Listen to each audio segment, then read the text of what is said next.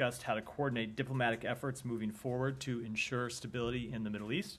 The Secretary then joined the president's call with the G7. I'm sure you saw the readout that the White House issued a short time ago, where they made clear that the G7 condemns Iran's attack on Israel and is working together on a response, including new sanctions. With that, Matt. Not Matt. I'll be Matt today. Really? Go ahead. So Biden said he does not support an attack on Iran's nuclear sites. Is that a red line for the U.S., and are there any others? What's your message to Israel on how this response should look? So the president made very clear what we do not support. I think beyond that, we will continue to discuss with Israel what the shape of their response will be. I'm not going to air all of those discussions privately, but we have made very clear that this was an unprecedented escalation by Iran. Israel has a right to respond to it, and we'll discuss that response with them. Are the Israelis listening to you? Do you have any indications that Israel is even inclined to listen to the U.S. after having made operational decisions on its own that led to success? Look, they're a sovereign country. They do make their own decisions. We talk with them at a number of different levels about what we believe is in their interest, what we believe is in the interest of the region. We'll continue to do that, but ultimately it's up for them, as it is for any sovereign country, to make their own decisions. Are they receptive to what you've been telling them in these conversations, though? Do you have any indication that they're going to listen or coordinate with you on what the next steps are? I think it's appropriate at this point that we keep those conversations private. And then just on Gaza ceasefire prospects, has there been any progress on that since the attack on Hezbollah communications equipment? Are there any meetings taking place? Is there a path forward for that at this point, or has that been overtaken by Israel Hezbollah? It's not that it's been overtaken by the conflict between Israel and Hezbollah. It's that Hamas has, again, refused to engage. I went through some of this yesterday, and I'm happy to go through it again. This really predates the events of the past week, 10 days, where we've seen Israel launching attacks on increased attacks on Hezbollah. It goes back several weeks where we were at this point where we were trying to get together a next proposal that we, along with the other mediators, Egypt and Qatar, would present to the two parties. And in preparing for that step, we're doing various soundings of what might be agreeable, trying to play the role of a mediator and come up with a response that would get to yes on both sides. And Hamas has refused to engage. So it's not from a lack of interest on our part. It's not from a lack of focus on our part. But when you're trying to put together a deal, you have to have the parties themselves engage. And over the last few weeks, Hamas has been unwilling, for whatever reason, to engage. So, go ahead. You seated your right. Yeah. Well, I was late. I'm sorry. I was on the call. Just to bounce off Gaza, Israel is still. They don't have as many troops in Gaza at the moment, given their movement of a lot of troops up north. They are still doing operations in Gaza. Can you give us any kind of update on what their next steps are in Gaza in terms of any kind of transition phase? Is there anything that they in terms of what their plan is, if there are no communications with Hamas? I know that a lot of this is on the wraps, but any kind of how the U.S. is pivoting? I think they should speak for what their next plans are. Obviously, we have been clear about what we believe the post-conflict period should look like in Gaza, but when it comes to what Israel's plans are, it's something that they should speak to. Okay, and on Lebanon, you mentioned yesterday the number of Americans who have registered with the U.S. Embassy to get information in case they should want to leave. Do you have an update on numbers and any update on any U.S. assistance for helping those Americans to leave? Yeah, so there are now around 7,000 people who have contacted us. Not all of those are looking for assistance to leave, but we ask people to register with us for more information, and then we provide them information. Some of those, I presume, will eventually look to depart Lebanon, and some of them will want to stay, but their plans may change over time. Their interests may change over time. That's the number of people who have registered with us. In terms of the U.S. helping people leave the country, for the past several days, we have been working, really going back September 28th, we have been working to make seats available or to find seats available on existing commercial flights. We have been able to identify over 800 seats over that time. A number of them have been used by American citizens. Not in all cases have they been filled. And then today we were able to organize a flight from Beirut to Istanbul to allow other American citizens to leave. It's been a priority for us to enhance the capacity of flights in and out of the region, so we've contracted with additional carriers to facilitate the transport of American citizens. There was a flight that left a couple of hours ago from Beirut, had a capacity of 300, had somewhere a little over 100 American citizens and their family members who departed on it. Okay, thank you. And just one final question. There's been reports of an American citizen killed in Lebanon. Can you give us any? We have seen those reports. It's our understanding that it was a legal permanent resident, not an American citizen. But we obviously offer our sincerest condolences to the family on their loss. Sorry, just on the flight. Yeah. Flights, excuse me, from Lebanon, from Beirut. There was just one flight today? Just one flight today. And I should add... To Istanbul. Let me just add for context. We do hope to organize additional flights in the coming days, depending on demand. If there is demand for those flights, we hope to organize additional flights. I won't be able to announce them in advance because oftentimes you understand, of course, how difficult the situation is, and times that we'll hope to have flights and won't be able to get them in or out for whatever reason. But I will be able to, after they have occurred, come here and talk about them. Okay, and then you said since September 28th, you managed to secure about 800 seats on existing flights, not contract correct, flights. Existing flights. Right.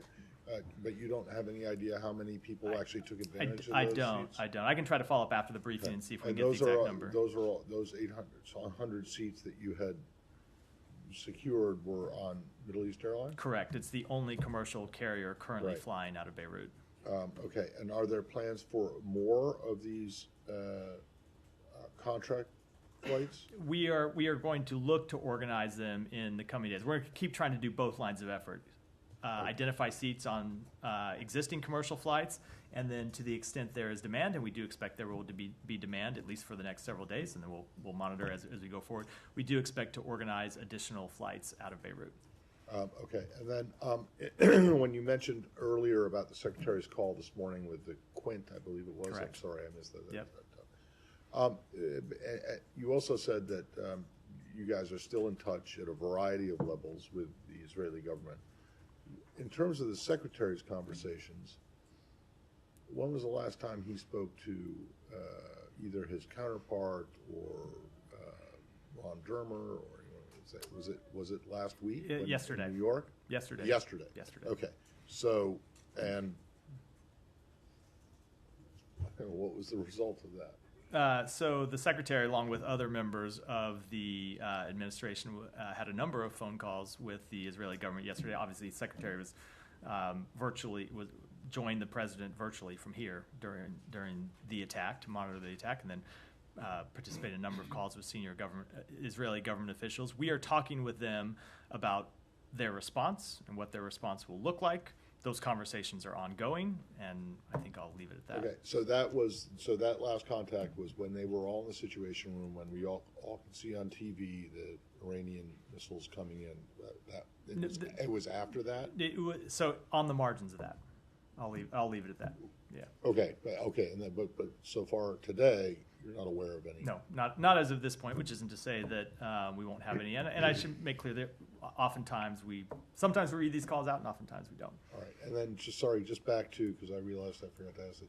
Do you have, whether it was on these flights from the 28th, from last week, and plus the 100 or so who were on this other flight today, do you have any idea of how many American citizens have actually left?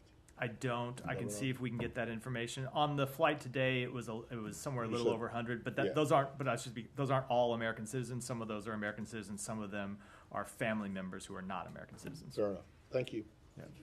Yeah, Saeed.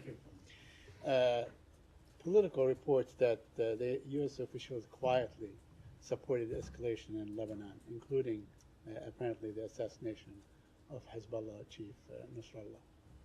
Could you comment on that? So we were not aware of that attack, that incident, before it happened. So we could not possibly quietly support something of which we were not aware. Now, to be clear, we support bringing Hassan Nasrallah to justice. That is true. We've made clear that he's a brutal terrorist with the blood of Americans, the blood of Israelis, the blood of Lebanese, Syrians on his hands. So we do support, but in advance, we weren't aware of that. So it's possible to support something that you didn't know was happening. Okay, so you were not aware of the logistics, but you are supportive of the action. Well, I don't know what you mean by logistics. Okay, We were not aware before it happened. Time and place and method. Those are the logistics. Okay, but let me just ask you a follow-up to a question that I asked yesterday that relates to what you're saying. I mean, Matt, I was in this room in March 2004 when Israel assassinated Sheikh Yassin. 2 months later, when they assassinated Rantisi. Probably around this time when they assassinated Busiri. I mean, there's a record of assassinations, and that has not gotten Israel anywhere. What we see that Hamas has gotten much stronger. Hezbollah has gotten a lot stronger. It seems that they are doing everything except looking at the cause of the problem, which is the occupation, a military occupation of a people that it's been overdue for them to be free from the yoke of occupation. Do you agree with that? So I spoke to this in response to a nearly identical question from you yesterday, and I will make clear, look, obviously there is a long history of conflict in this region, and we will continue to make clear that Israel has the right and the responsibility to defend itself from terrorism. It is the same right that every country has, and every country, if it had a terrorist just across the border, a terrorist organization just across from its borders attacking it, would take action to defend itself. I don't think that is a innovative or should be even a controversial statement. But we also are very clear that we believe the long-term way to ensure stability in the region, and really the short-term way too, is the establishment of an independent Palestinian state. We made quite clear. That's been the position of the United States for some time, and is the position of this administration.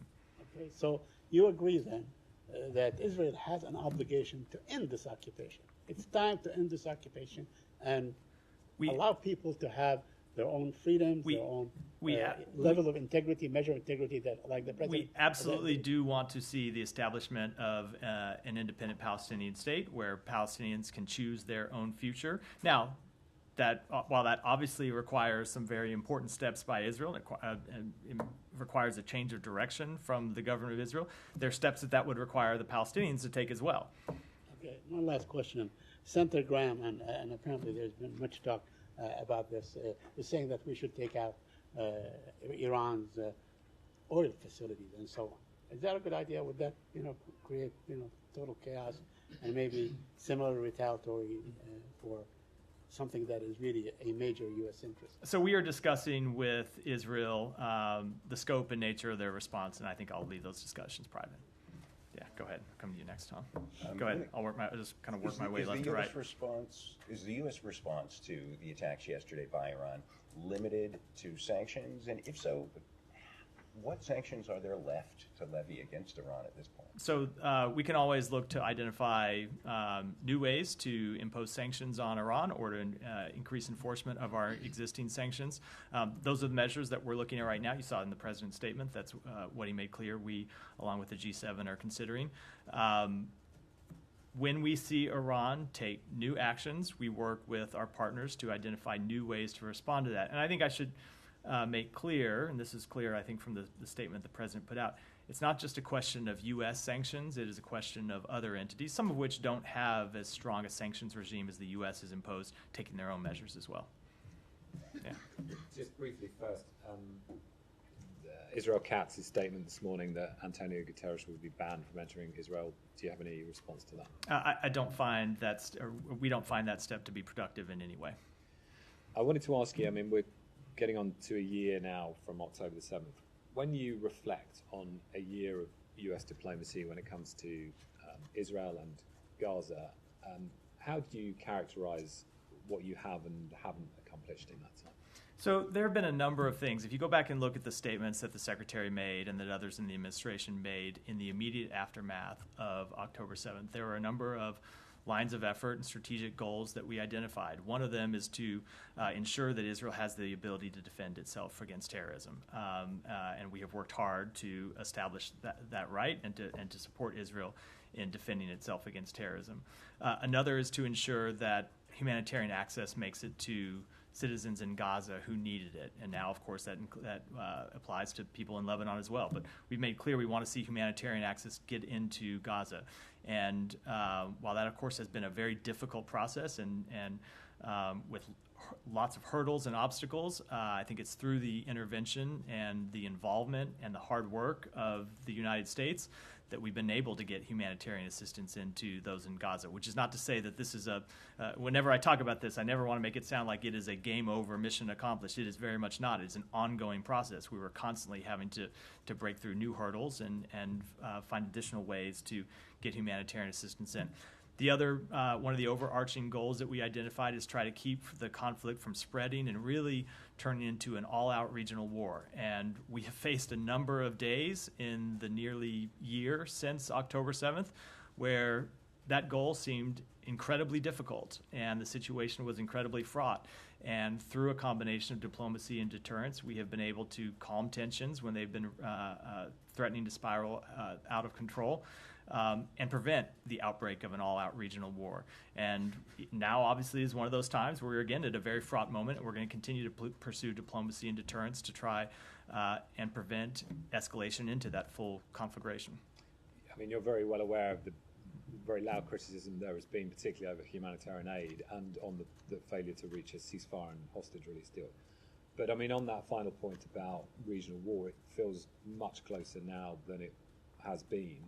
I mean, do you see this process and your diplomacy over the last year as a success? So I will say, with respect to the question about all-out regional war, I was getting those same kinds of questions in April when it looked like we might be very close to a direct war between Israel and Iran. And I made clear at the time, and others in the administration made clear at the time, that while we never make any predictions about what the future is going to hold, we were going to spend all of our time working through diplomacy, through deterrence, through the relationships that we have built with our partners in the region to try and prevent an outbreak of that full regional conflict. And we were successful then, and we're continuing to pursue that today. It's not to say that tensions aren't high. Obviously, this is a region where tensions have been high going back decades. It's not something that started on October 7th. It's not something that started at the beginning of this administration. So I will let others pass judgment on the success of our efforts. I will say that from our standpoint, we will continue to work to try to advance those goals. And I would also say, when it comes to getting humanitarian assistance into Gaza, yes, of course, the results have not been sufficient. The outcomes have not been sufficient. There are things that we're trying to improve all the time. But it is because of the United States involvement that we got humanitarian assistance in the first place, that we've seen it increase at various times, that we've seen it sustained, and it is through our continued involvement that we will try to address obstacles as they come up. I'll say, with respect to a ceasefire, yes, it has been a major priority of the United States to get to a ceasefire, but that requires the two parties themselves to come to the table. And there have been times when Israel has thrown up obstacles that have made it difficult, and we've been working through those and applying all the diplomacy we can to try and overcome those obstacles. And there have been times that Hamas has been the obstacle. And obviously, we don't have a lot of influence on Hamas's decision-making process. There are others that do, Iran chiefly, and it's I would hope that others in the region would step up to the plate as well. Obviously, that's not what we've seen them do. And finally, I just wanted to put to you, Ronald Reagan's diary entry for August the 12th, 1982 describes how he phoned Prime Minister Begin of Israel and told him to stop bombing Beirut, or the US-Israel relationship would be endangered. I mean, to the accusation that you have simply not used leverage to get what you want, what do you say to that? And bearing in mind some precedents like that. So there have been a number of times over the course of this conflict where direct U.S. intervention with the government of Israel has led them to take steps that they were not previously doing, to take steps when it comes to humanitarian access, to take steps with regards to the shape of their military operations. I'm not going to speak to all those publicly. Some of them have been reported over time. But I do think it is often simplistic to reduce the calculus of other countries, to reduce the understanding of what's happening to the bilateral relationship between any two countries.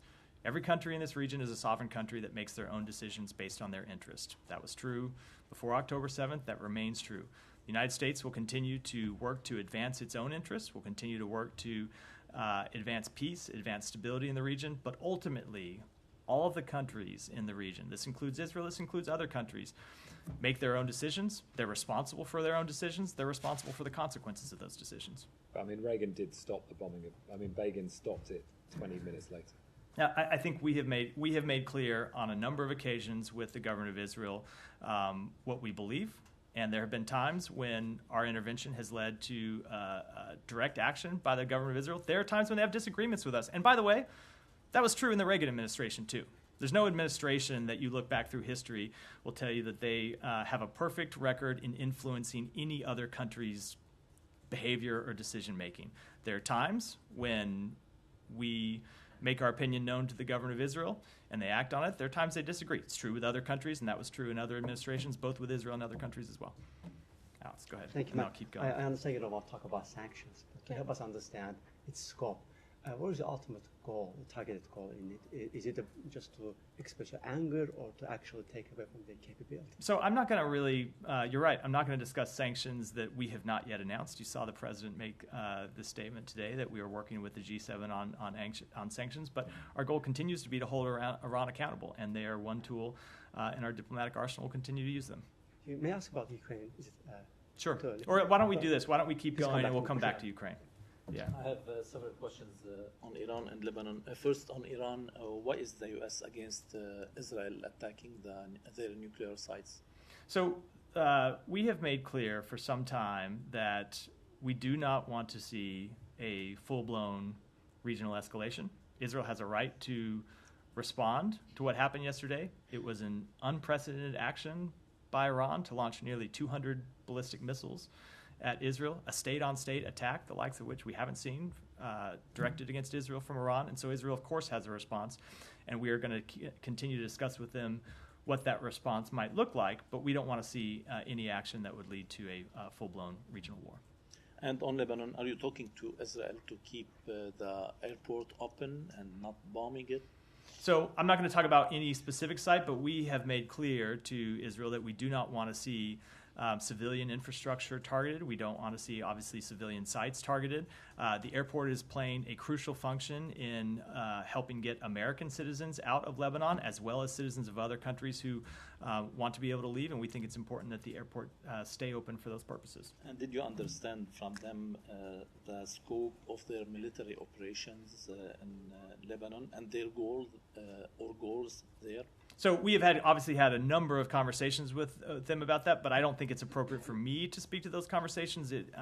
Those are private consultations between our two countries. To the extent they want to publicly discuss their operations in Lebanon, I think it's appropriate for them to do so, but it wouldn't be appropriate for me to do so from here. Is the ceasefire offer still on the table, or it's already... We ultimately do want to see a ceasefire that leads to a diplomatic resolution. That has been, we have been clear that that's how we see this conflict ending. Now, we do support Israel's right to target members of Hezbollah, to target Hezbollah infrastructure, but yes, we do want to see a diplomatic resolution. And my final question, do you trust the UNIFIL and the Lebanese army to implement the 1701 UN Security Council resolution in the future? We do believe they are both very important actors for ensuring stability, for ensuring the full implementation of that resolution. Obviously, if you look at the long history since that resolution was adopted, we've seen Hezbollah refuse to comply with its obligations.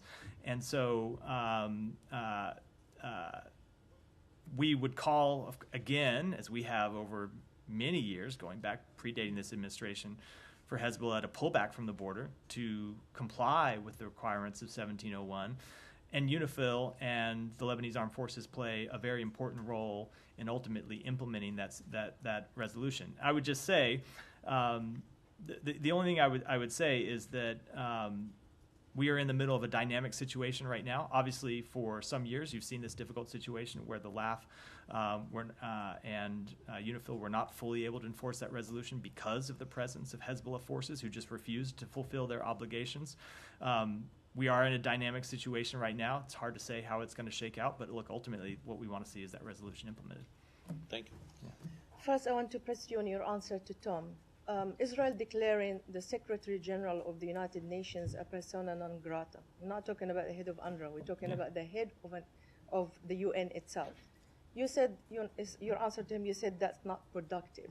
You don't think that this is delegitimize an international body that provides an essential work, humanitarian work for civilians during this current war, whether it's in Gaza or Lebanon? But we don't think it's a productive step at all, precisely because of the reasons you identify, which is the UN does incredibly important work in Gaza. It does incredibly important work in the region, and the UN, when it's acting at its best, can play an important role for security and stability. So we think it's important that Israel be able to engage with the UN. One of the things we've always said that Israel needs to be cognizant of throughout this conflict is its standing in the world.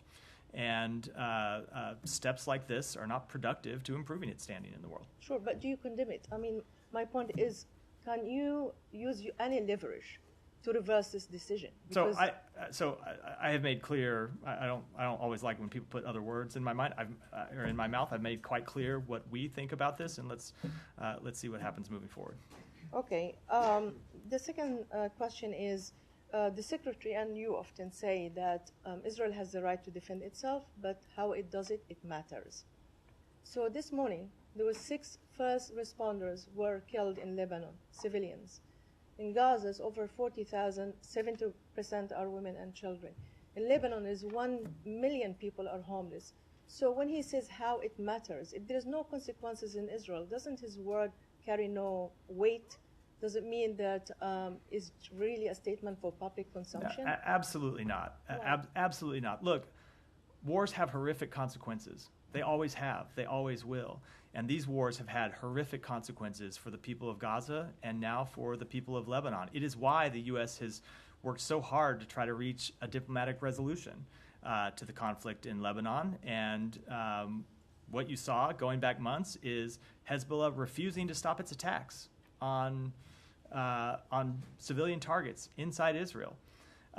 It's why we've tried to reach a ceasefire agreement in Gaza that would ultimately lead to the guns being silenced, hostages coming home, humanitarian assistance surging in. We will continue to pursue both of those things. But in each of these cases, it is just a little more complicated than the question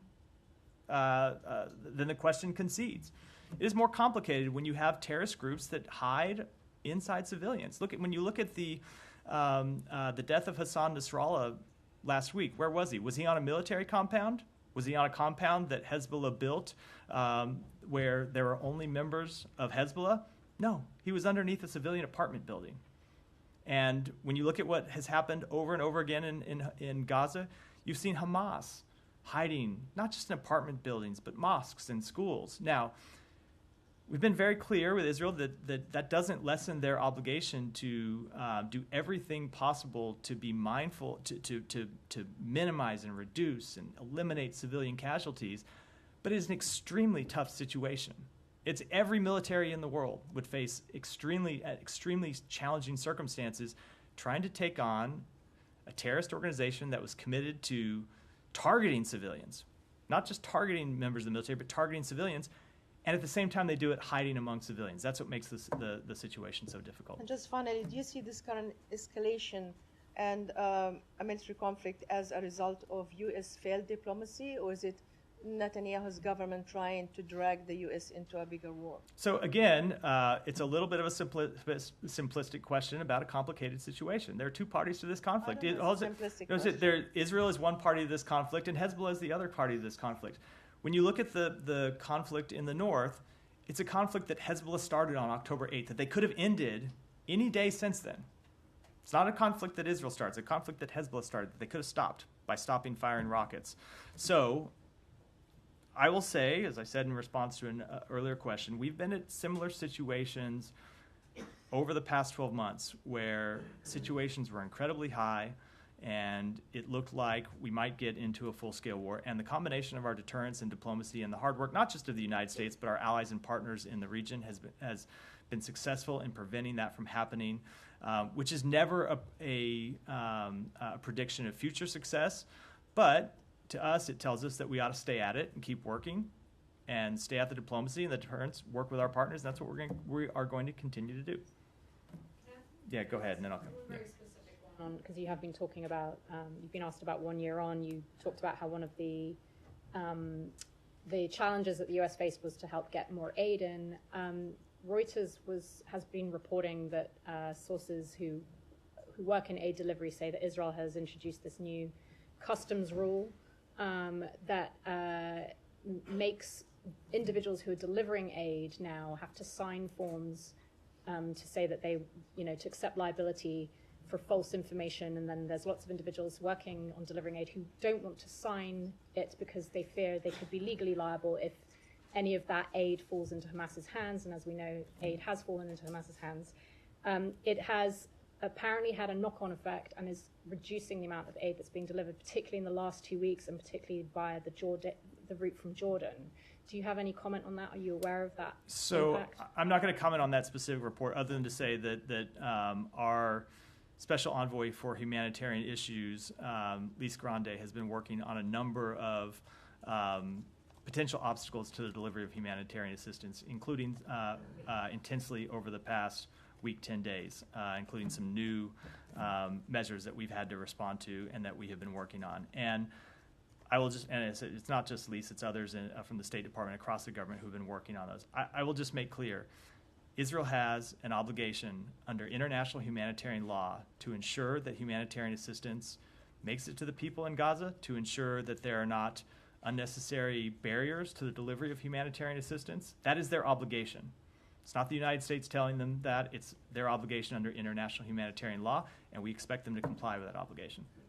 Thank you. Go ahead. I promised I'd call on to him. I'll come to you next. Go ahead. But just before I start my questions, I have a follow-up on Michelle and Said's question regarding the oil facilities and nuclear facilities in Iran. Do you consider them legitimate targets? Because they are civilians' infrastructure, isn't it? Look, I just don't think it's productive for me or appropriate at this point to talk about our ongoing discussions with the government of Israel. It's clear that this was an unprecedented escalation by Iran. Israel has the right to respond to it. We're going to have discussions. We're having discussions about what that response will look like. And at this point, I don't think I should talk about those. The reason why we ask about it, because it's not just Senator Graham who mentioned that. Reports in Israel saying that the retaliation will be in a couple of days and it will target oil facilities. Look, we're obviously not responsible for the comments of members of Congress. It's an independent branch, and they say all sorts. Various members say all sorts of things, and I'm certainly not going to speak to reports, anonymous reports that may or may not be accurate. We are having conversations with them about the nature of their response, and I really think it is most productive for a variety of interests that we keep those conversations private. All right. I want to talk about the ground incursion, the Israeli ground incursion in Lebanon. When it started, or hours before it started, it was reported that it was an understanding between the United States and Israel to keep it limited and targeted toward positions of Hezbollah in the south. But now, after 48 hours, the IDF is taking casualties. Missiles from Hezbollah are still flying over to inside Israel. Does this risk that this limited incursion turns into a full-blown invasion to southern Lebanon? Look, there has always been the risk, even before. Even before these limited incursions began, there's always been the risk of a full-blown war between Israel and Hezbollah, and it's something that we have been engaged with for some time. So, and if you look at history, the history of Israeli invasions of Lebanon and how those have rolled out, and how Israel has occupied Lebanese territory for extended period of time. Everyone here is well aware of the history of this region, and it is why we are continuing to work ultimately to pursue a diplomatic resolution to this. I don't want to try and predict what the future's going to bring, because it's impossible for anyone to do that, let alone me. I'll tell you what we're trying to pursue. My final question. I received a text yesterday from a friend of mine from the other part of the world. She was in shock that for her it seems that the United States is so weak and helpless in influencing Netanyahu. I know that I asked a similar question about it yesterday. and your answer was that they are sovereign, they take their own decisions, but you are involved in that area militarily as well. You defend them, you shot down missiles that directed at them, but you don't seem to influence them even to your interest. And a lot of people in the area, in the region there, lost faith, and there are a lot of talks about that you're not actually trying to, you're just complicit, and all that you talk about de-escalation and a humanitarian situation and all that is just a smoke to allow Israel and enable it to do whatever it wants. Well, I obviously don't agree, and I will say when it comes to the answer that I gave about them being a sovereign country, it's not my answer, it's reality. It's a fact. Israel's a sovereign country. Every other country in the region is a sovereign country. There is no country in the world that the U.S. dictates to how they conduct their security policy, how they conduct their foreign policy. We present what we believe are in the best interests of the United States, what we believe at times are in Israel's interests, what we believe are in the interests of other countries in the region. But as I said, ultimately Israel has to make its own decisions, and they have to bear the consequences of those decisions for good and for bad. And there have been a number of decisions they have taken we have agreed with. There have been a number of decisions they have taken that we disagree with. And we have very clear conversations about them, but it's just not that simple that any country in the world, I shouldn't say any country, but the countries in the world take their direction from other countries. We don't have that type of relationship with Israel. We don't have it with other countries. We don't expect any country in the world to do exactly what the United States thinks is in their best interest. All we can do is make clear what we think is the right path forward and what we think are the risks, and there are real risks of pursuing alternative paths. It's independent sovereign countries get to make their own choices, and as I said, they have to live with the consequences of them. Yeah, go ahead. Just wanted to follow up on some of the questions on the humanitarian situation in Gaza. Do you believe that Israel is doing everything it can to allow sufficient aid into Gaza? I think we have seen for some time various obstacles to the delivery of humanitarian assistance. Sometimes those have been bureaucratic obstacles where one arm of the Israeli government or the security services isn't talking to another arm, and we've tried to work through those. At times we've seen security hurdles that we don't agree with. So provisions that Israel puts in place that are supposedly to improve security inside Gaza that we actually don't think will have that effect and that we think are counterproductive. And we engaged with them to try and get those measures reversed or in some cases modified. Sometimes Israel has very real concerns about smuggling or they have concerns about diversion. And we work with them to try to make sure those concerns are addressed, but in a way that doesn't keep humanitarian assistance from coming out, or from coming in, I should say. Any update on the number of trucks entering Gaza? I don't. I know the UN makes that number available every day. I don't have it at my fingertips here. Yeah. Thank you, Matt. Since the killing of Hassan Nasrallah, the mood in Iraq is the mood of anger and mourning. So soon after the attack yesterday, the Iraqi resistance group, they issued a statement and said if the U.S. get involved into this conflict, so all American facilities and interests in the region will be a target for us. And how do you view this, and what response do you have for this resistance group in Iraq? So we have made very clear a couple things. Number one, that no entity in the region should use this moment to target American interests, and that we will defend American interests and American personnel in the region. And have also made clear that the forces that are in Iraq are there at the invitation of the government of Iraq, and it is the government of Iraq that must bear the first line of responsibility in holding any entity that seeks to target U.S. forces accountable for those actions. And some Iranian-backed elements in Iraq get involved into this conflict. They joined the Houthis and the Hezbollah in attacking Israel. So there's a big fear in Iraq and in the region that Iraq might be the next destination of this conflict. Do you have the same fear, and what will the U.S. do in preventing the expansion of this conflict into Iraq? Well, so we are going to continue to pursue diplomacy and deterrence to try and keep it from expanding. But I would say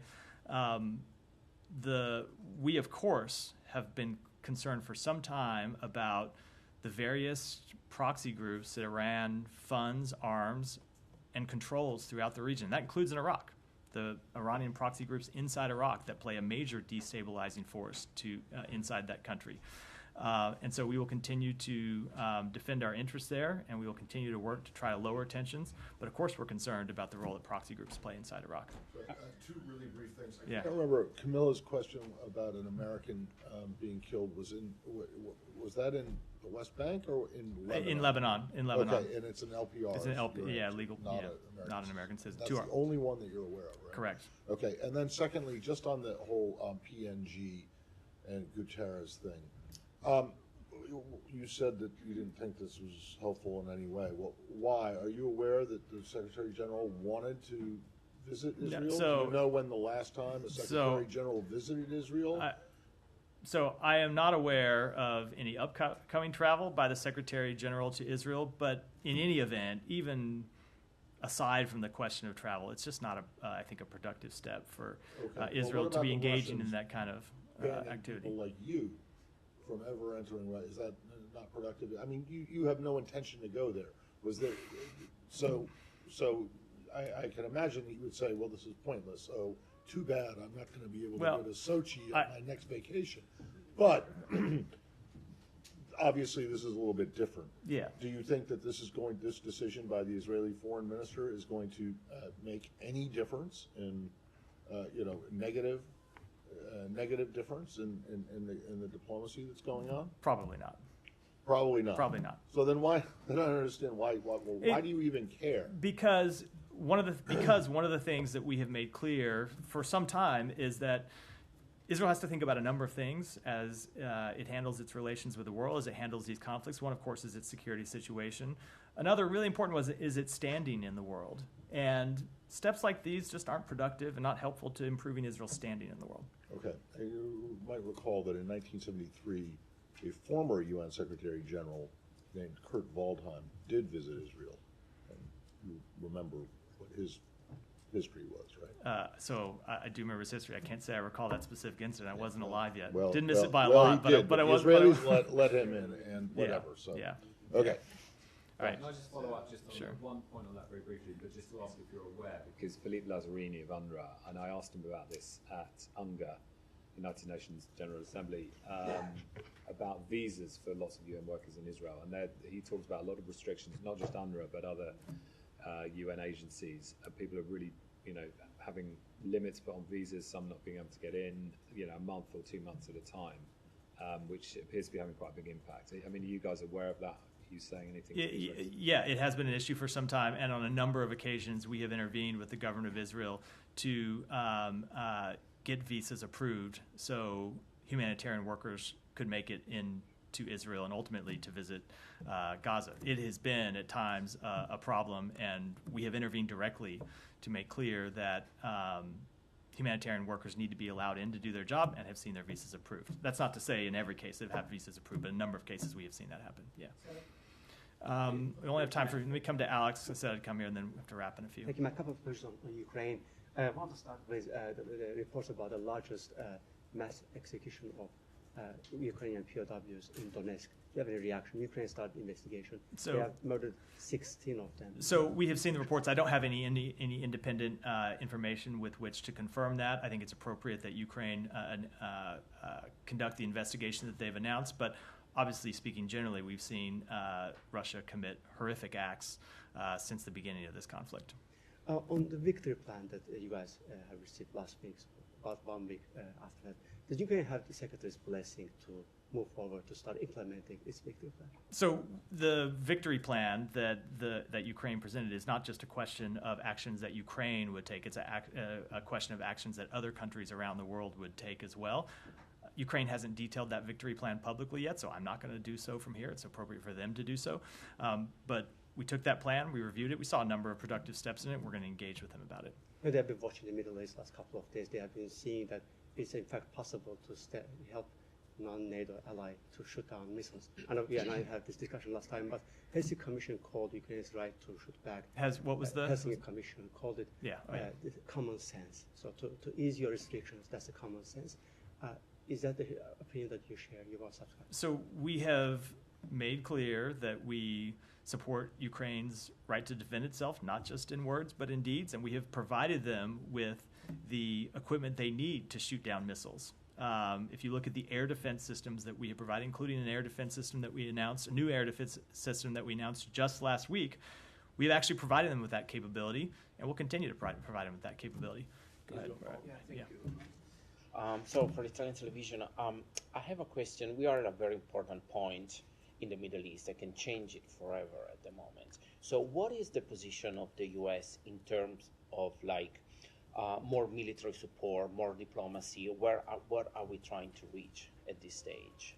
We are trying to pursue all of the goals that I outlined earlier in response to Tom's question. We are trying to ensure Israel has the right to defend itself against terrorism. We are trying to mitigate the humanitarian effects of conflict, and ultimately we're trying to see this prevent this conflict from spreading into all-out war. Can I do a follow-up about the G7? Regarding the talks that were ongoing this morning with the G7, what did you ask to the European allies? So that was a call that the president held. The secretary attended, but the president held. I would leave it to the White House to speak to that call in detail. But one of the things they did discuss, they put this in the public readout, is coordinating together on a response to Iran's actions, including sanctions.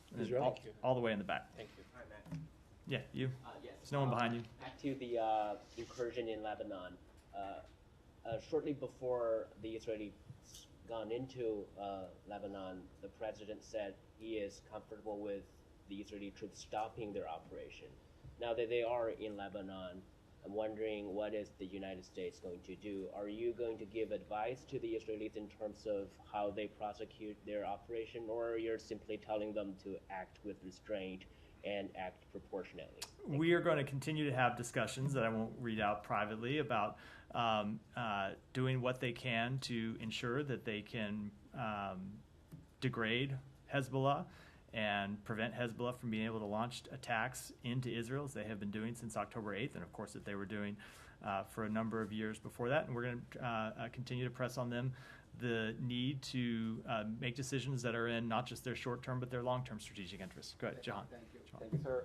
Secretary Blinken met with Indian Minister Jay Shankar yesterday. Could you provide some details, like what kind of message conveyed to him regarding the involvement of Indian agents in assassination attempt on a U.S. citizen, and anything about violation of human rights and religious freedom?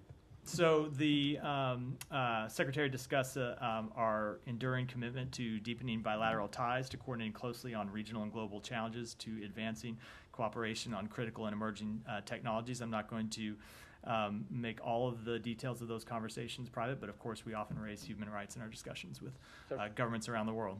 So former Foreign Minister of Pakistan, excuse me, Bilal Bhutto Zardari accuses Shehbaz Sharif government of corruption and mismanaging $400 million meant for flood victims. And a big portion of this aid was provided by the United States. So is there any check and balance when you release funds for specific cause? So this is something we take very seriously, not just in Pakistan, but anywhere around the world where American taxpayer dollars are used and where there's an urgent humanitarian interest at stake. Both state and USAID employ a rigorous system of monitoring and evaluating in the provision of assistance, and we discontinue assistance when it is observed to be misdirected or misused. So Pakistan recently secured a loan of $7 billion from IMF. Finance Minister says that without the support of United States and some other countries, it was not possible. Your thoughts on the economic recovery of Pakistan? Let me take that one back and get you an answer. Go ahead here. And then Thank you, Matt. Yeah. There's a couple of questions here briefly here. Given that Hezbollah has murdered 220 Marines and countless other Americans and have fired 9,000 missiles at Israeli communities in the past year, including 12 Jews, children, murdered in one missile attack, that's according to State Department, NPR and AP reports, why has Secretary Blinken not publicly demanded that the Lebanese government stop eradicate Hezbollah, and why does Secretary Blinken not demand that the UN Security Council Resolution 1701 be enforced by Lebanon's government to push Hezbollah north of the Litani River? And a follow-up question. So we have made clear, and he has made clear in a number of times, including on Friday when he spoke to this question extensively in a press conference in New York, that we do want to see the full implementation of UN Security Council Resolution 1701. I would just say the first question, I think, is a little simple and maybe leaves out the very rough history of civil wars inside Lebanon that I don't think anyone wants to see repeated. But of course, we don't see any role for Hezbollah in the governance of Lebanon. We don't want to see Hezbollah continue to be able to maintain arms outside of a state structure. We don't want to see them maintain arms in any structure. So we do continue to support efforts to degrade Hezbollah's capability. They're a terrorist organization with the blood of American citizens on their hands, and we want to see 1701 implemented. Okay, since the Palestinian Authority, which has a U.S.-trained police force, paramilitary force, has done nothing to stop Hamas and Palestinian Islamic Jihad in Judea and Samaria, why is the State Department continuing to funnel millions of American dollars to Abbas? Yeah. What? You mean in the West Bank? Okay. The Palestinian Authority is referred to the West Bank? Yeah. Which is, they have a U.S.-trained police force, paramilitary force. So why is the U.S. Department did nothing to stop Hamas and Palestinian Islamic Jihad in Judea and Samaria? Why specifically is the State Department continue to fund millions of American dollars to Abbas and the Palestinian Authority? So we have made clear that Israel has the right to conduct legitimate counterterrorism operations in the West Bank. But when it comes to the Palestinian Authority, ultimately the role that we have seen the Palestinian Authority play in the West Bank is a role of providing stability. And if you look at the security situation that Israel has faced with challenges in Gaza, with challenges on its northern border, the last thing that is in Israel's security interest is further instability in the West Bank, which is why on a number of occasions we have made clear to Israel that they should not take actions to undermine the Palestinian Authority, and in fact should take actions to strengthen and bolster the Palestinian Authority, because it's key to Israel's security interest to do so. Okay. Let me move on. I've got time for a couple more. Go ahead. Thank you very much. As you heard about the Prime Minister corruption, she has a niece as well that is also known for corruption, and you had called her a milestone. CPJ on June 11 said about the press laws condemnation they issued against the milestone lady. The other day there was a protest. She arrested her, the police under her arrested an 80-year-old woman for protesting and put her in a physical remand as well. And she ordered $20 million vehicles while the government is begging for money. $20 million vehicles were purchased for government officials. I just want to give you opportunity once again to take that milestone. So I'm just to say I apologize sometimes, because I know this is often my answer to your questions. I am not tracking any of the details that you laid out for me here, so of course I'm not able to comment on them. Okay, there's this one extremely popular scholar named Dr. Zakir Naik, who has been literally kicked out since Prime Minister Modi took over in India. He's visiting Pakistan right now, and he has floated this idea while looking at this whole Middle East situation that the Muslim countries should also have something on the lines of NATO. Would the U.S. support an idea like this, where at least the Muslim countries, whether one Muslim country like Iran is doing some... So I haven't seen any serious proposals along those lines, and I think it's